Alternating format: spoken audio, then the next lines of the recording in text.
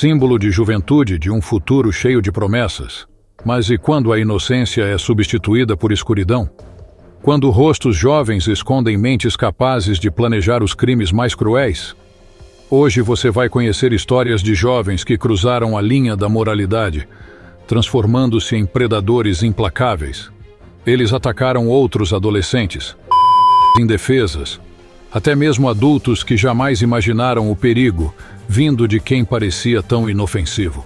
O que os leva a cometer atos tão macabros? Falhas na sociedade, mentes corrompidas ou simplesmente o mal puro? Prepare-se, porque o lado mais sombrio da juventude está prestes a ser revelado. O caso de Mackenzie Shurila. Imagine um carro a 160 km por hora, uma curva inesperada e um prédio que se torna o ponto final de uma tragédia.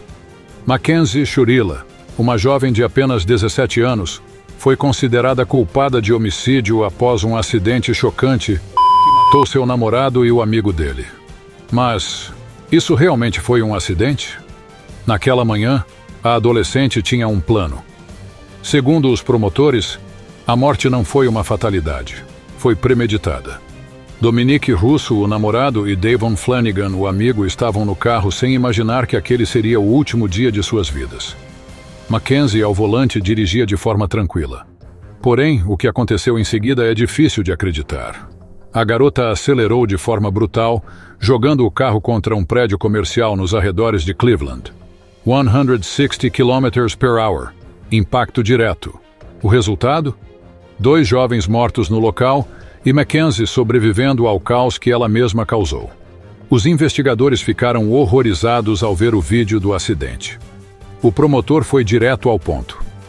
A intenção dela era clara. Mackenzie dirigia calmamente, fez uma curva precisa e então pisou no acelerador com um único objetivo: matar. Não foi um momento de impulsividade. Segundo a acusação, dias antes do desastre, Mackenzie havia percorrido aquele mesmo trajeto, possivelmente planejando o crime. E o motivo? Um relacionamento descrito como tóxico, cheio de ameaças e brigas.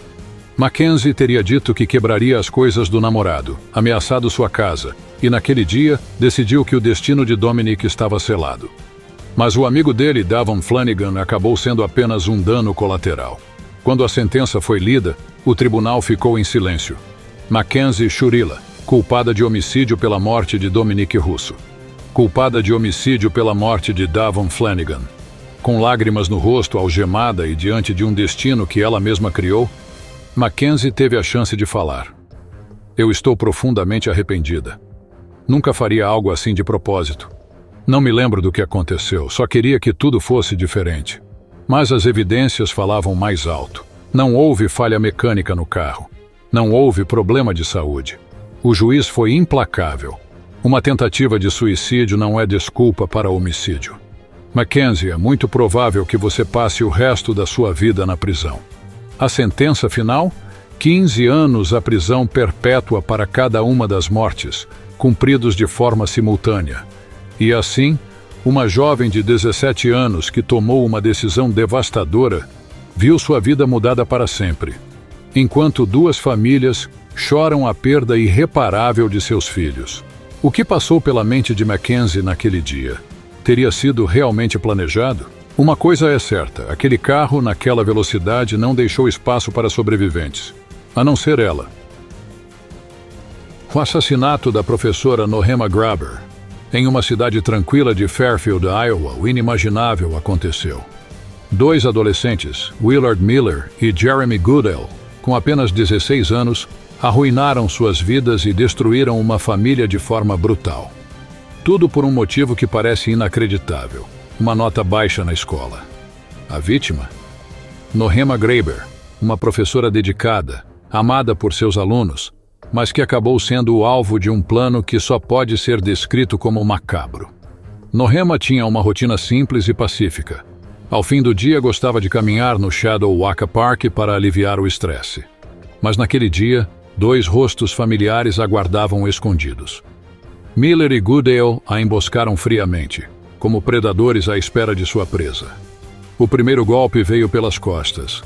Um bastão, usado como arma, atingiu Nohema de surpresa. Ela sequer teve tempo de reagir. Os dois continuaram o ataque até terem certeza de que a vida dela havia sido tirada. Cada golpe representava a frieza e a violência de um plano arquitetado com precisão. Depois, como se estivessem resolvendo um problema qualquer, arrastaram o corpo da professora para dentro da mata e tentaram escondê-lo, acreditando de forma ingênua que a verdade jamais viria à tona. Mas a imaturidade e a frieza de Miller e Goodale foram o que os condenaram. No mesmo dia do crime, mensagens no Snapchat vazaram e chocaram a todos. Uma delas dizia: "Hora de esconder um corpo." Não demorou para que os dois fossem presos. Durante os interrogatórios, a verdade veio à tona em detalhes aterradores. Jeremy confessou tudo, revelando o passo a passo do plano e testemunhando contra seu melhor amigo. Quando chegou o dia do julgamento, ele finalmente expressou um fragmento de arrependimento. "Eu penso sobre isso todos os dias. Eu daria qualquer coisa para voltar no tempo e me impedir. Eu não consigo imaginar o que é perder alguém assim, de forma tão cruel." O juiz, sem hesitar, sentenciou Goodale à prisão perpétua, com possibilidade de liberdade condicional após 25 anos. Willard Miller, por outro lado, manteve-se calculista até o fim. Ele pediu desculpas à família, mas suas palavras soaram vazias. "Aceito total responsabilidade pelo que fiz. Eu sinto muito pelo sofrimento que causei." Mesmo assim, o juiz foi firme. "Você mostrou frieza, desprezo pela vida e uma violência sem justificativa. Sua sentença é prisão perpétua."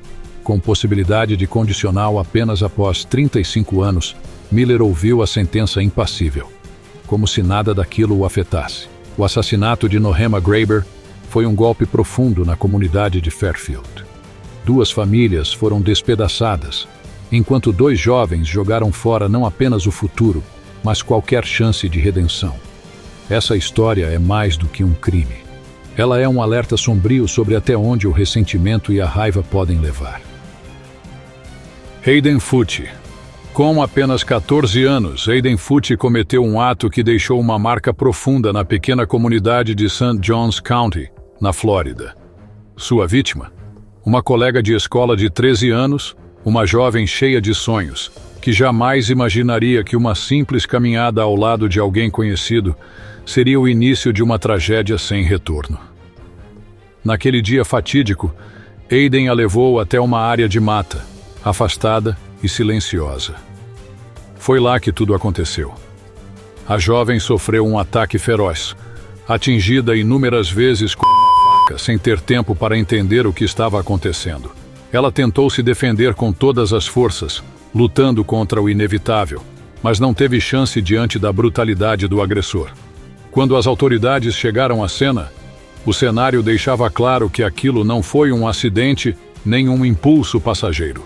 A violência daquele ato era chocante, até mesmo para os investigadores mais experientes. O que veio depois deixou a todos ainda mais perplexos. Dentro da viatura policial, enquanto amigos e familiares choravam a perda irreparável, Hayden se comportava como se aquilo fosse um jogo. Ele foi visto tirando selfies e postando no Snapchat, com um sorriso no rosto em uma cena que muitos consideraram perturbadora.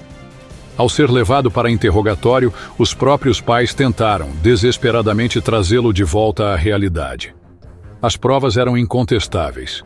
Imagens de câmeras de segurança mostraram Hayden e a jovem caminhando juntos em direção ao local isolado. 90 minutos depois, ele foi visto correndo sozinho, deixando para trás o peso de um crime irreversível.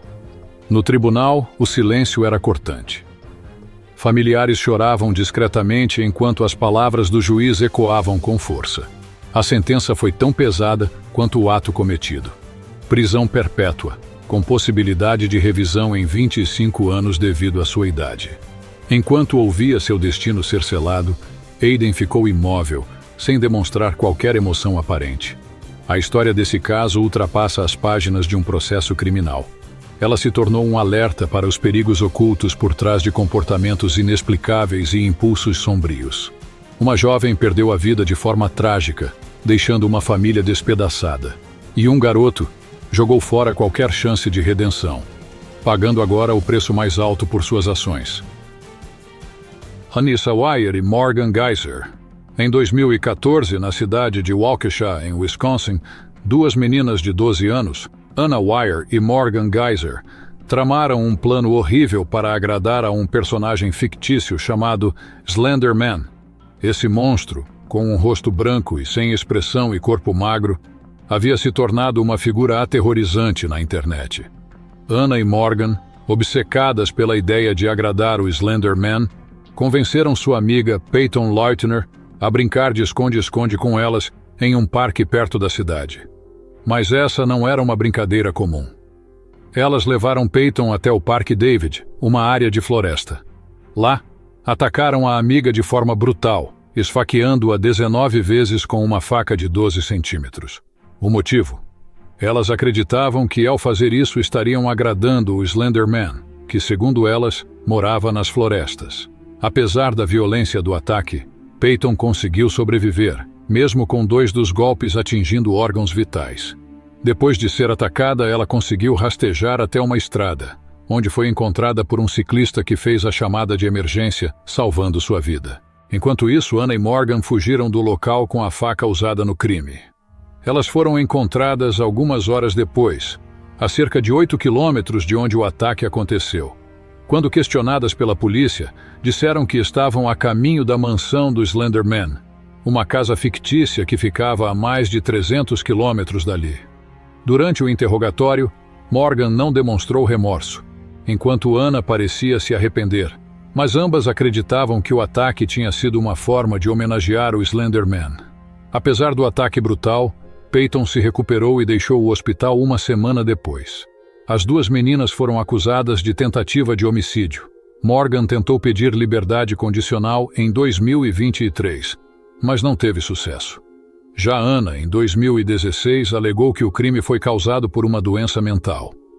Porém, em 2017, ela se declarou culpada de tentativa de homicídio de 2º grau. O tribunal decidiu que ela fosse internada em uma instituição mental por 25 anos.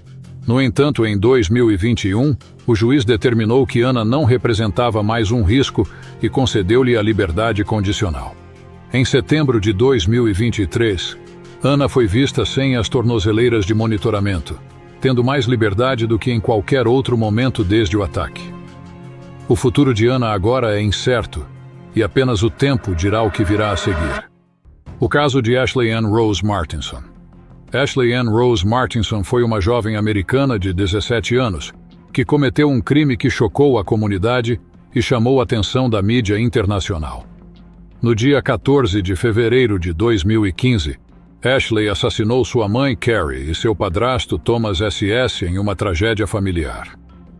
Antes do crime, Ashley vivia com sua mãe, padrasto e irmãs em Minnesota.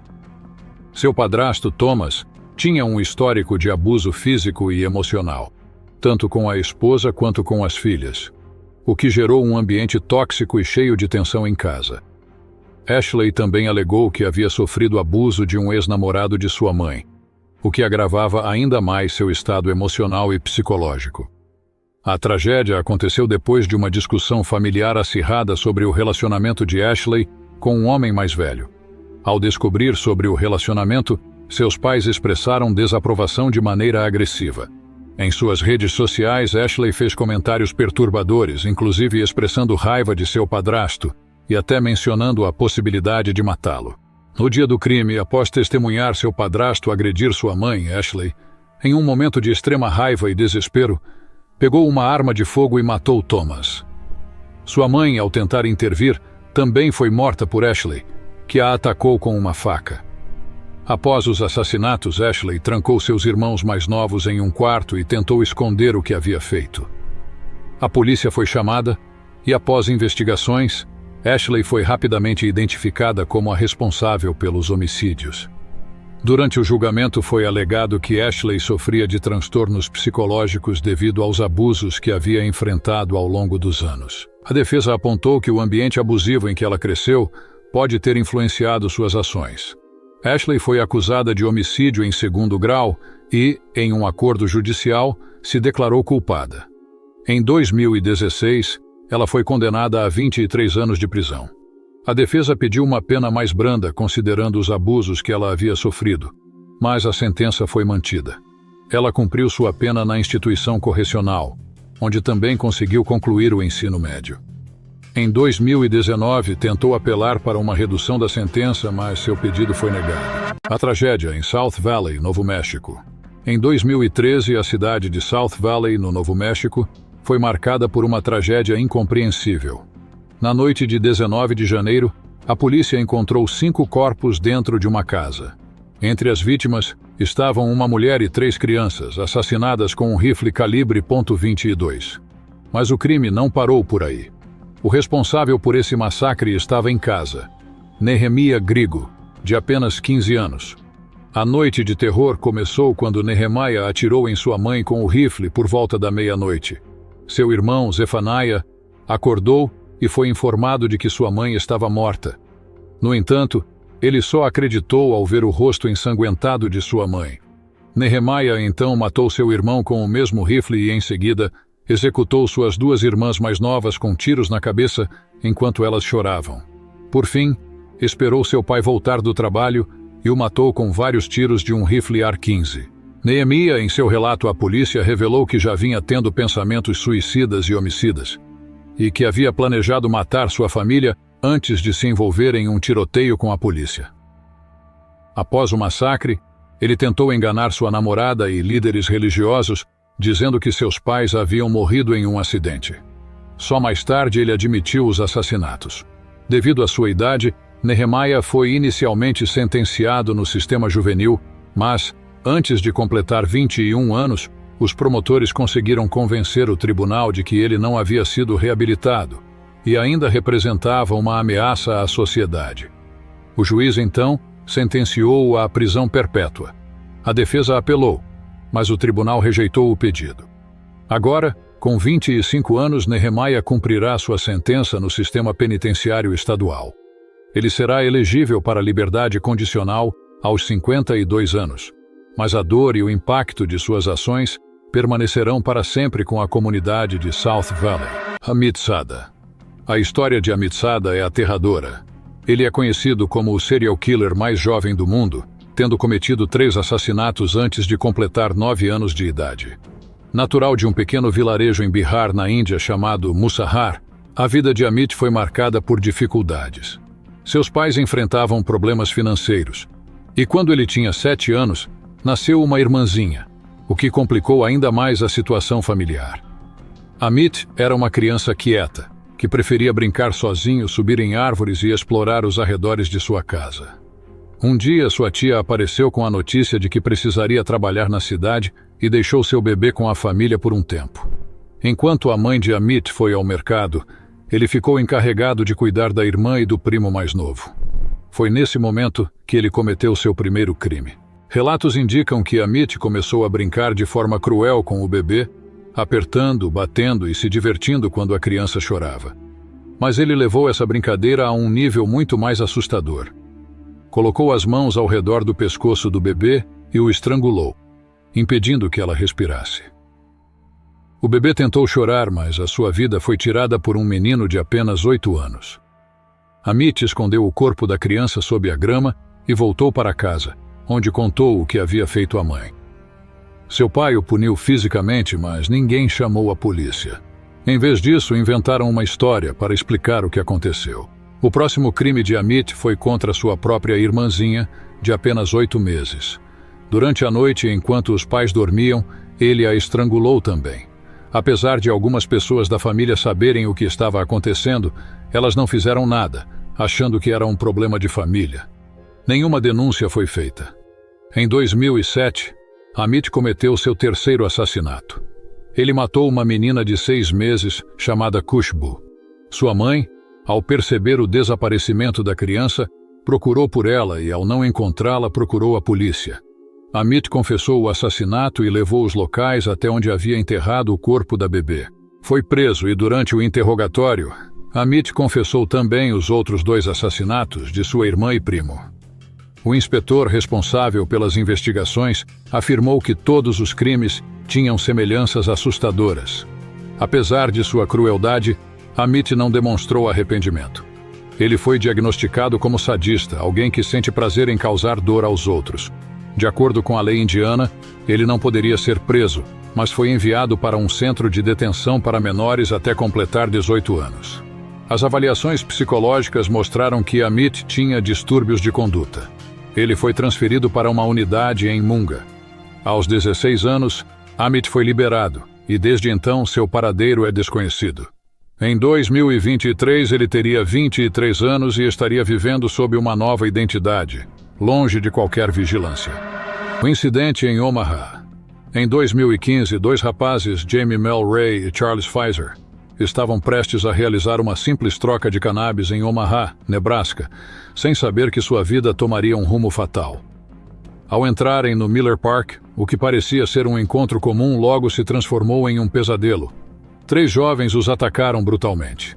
Jamie Mel Ray levou tiros fatais na cabeça e no pescoço, enquanto Charles conseguiu sobreviver com apenas um ferimento no ombro. Os responsáveis pelo ataque não eram criminosos qualquer. Gerald Milton, um pré-adolescente de apenas 12 anos, estava entre os agressores, acompanhado de seu irmão de 17 anos e um amigo de 15 anos. O motivo? Eles queriam roubar a droga dos traficantes e sair com o dinheiro fácil. Após o ataque, Gerald fugiu para Minneapolis, quilômetros distantes de Omaha. Ele foi capturado meses depois e uma recompensa de $25 mil foi oferecida por informações sobre seu paradeiro. Apesar da gravidade do ato, Gerald alegou inocência, dizendo que não foi ele quem disparou as armas. Seu irmão mais velho, Jamar, não teve a mesma sorte.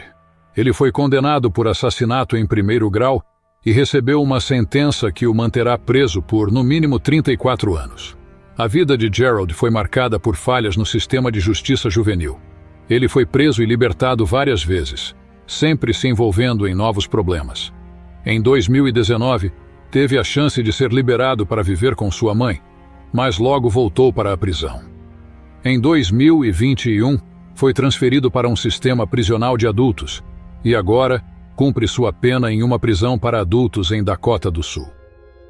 A história de Gerald Milton lança uma luz sobre as falhas do sistema de justiça juvenil e nos faz refletir sobre o que realmente acontece quando um jovem é deixado a navegar por um sistema falido. Kristen Avery Pittman. Em 2005, Kristen Avery Pittman foi condenada pelo assassinato de seus avós, Joe e Joy Pittman. O crime aconteceu em 2001, quando Kristen tinha apenas 12 anos. Desde muito jovem, ela enfrentava dificuldades, como fugas de casa, pensamentos suicidas e envolvimento com a polícia. Ela foi enviada para uma instituição especializada para crianças com problemas emocionais, onde passou 6 dias e recebeu uma medicação chamada Paxil, para tratar uma depressão leve. Kristen, que vivia em Oxford, Flórida, foi enviada para morar com seus avós em Chester, Carolina do Sul, em busca de estabilidade. A noite depois de ser punida por seu avô por tentar sair do quarto, Kristen cometeu o assassinato.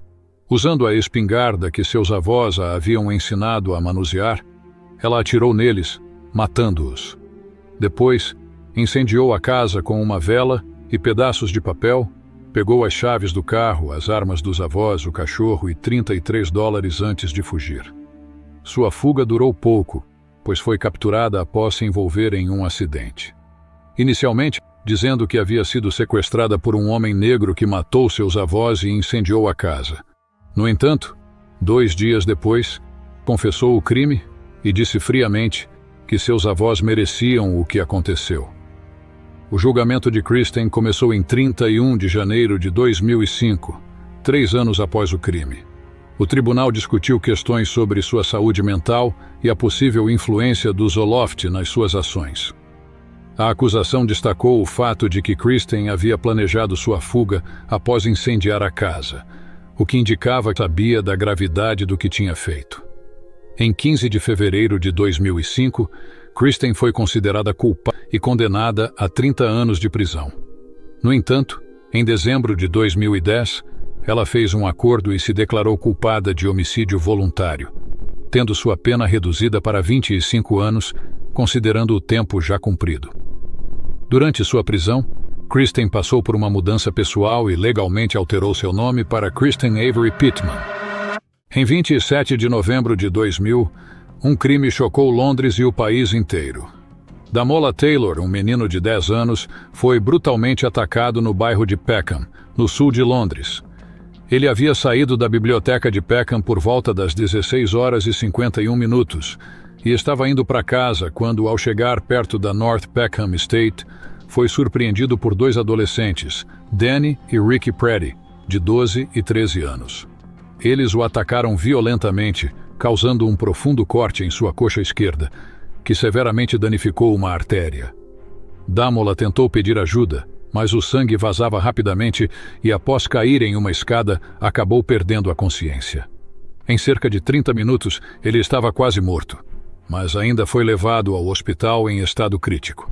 Mesmo assim, ele não resistiu aos ferimentos e morreu pouco tempo depois. Danny e Ricky pertenciam ao grupo gangue conhecido como Young Peckham Boys e já eram conhecidos pela violência. Danny, na época do crime, estava em uma ordem de supervisão devido a agressões anteriores e outras infrações. Ricky, por sua vez, tinha um histórico de furtos e violência e deveria estar sob monitoramento em um centro de serviços sociais. Eles não só desrespeitaram as ordens de vigilância, mas também cometeram o assassinato de Damola com uma frieza assustadora. Após o crime, levou-se 6 anos e 3 julgamentos até que os dois fossem finalmente condenados. Mas o pior estava por vir. Danny foi libertado em 2011, após cumprir apenas 5 dos 8 anos de sentença. Ricky foi liberado ainda mais cedo, após cumprir apenas 4 anos. No entanto, o comportamento deles não mudou. Danny teve problemas novamente com a justiça e, em 2011, foi preso por violar as condições de sua liberdade condicional. Ricky também não teve paz. Em 2019, ele foi abordado pela polícia em Wembley, mas reagiu de forma violenta, atropelando uma policial e fugindo. Após ser capturado, recebeu mais uma sentença de prisão e uma proibição de dirigir por 12 anos. E aí, pessoal, o que acharam dessa história? As crianças mais perigosas do mundo, como Danny e Ricky, mostram como a violência pode surgir de formas assustadoras, até mesmo em idades tão jovens. Esses casos são um lembrete chocante de que o mal não tem idade, e a justiça precisa ser implacável, mesmo quando se trata de menores. Se você quer ver mais relatos impactantes como este, de crianças e adolescentes que cometeram crimes tão cruéis que até adultos teriam medo, não se esqueça de curtir, se inscrever e ativar as notificações para não perder nenhum vídeo. E claro, deixe sua opinião nos comentários sobre o que você pensa sobre essas histórias.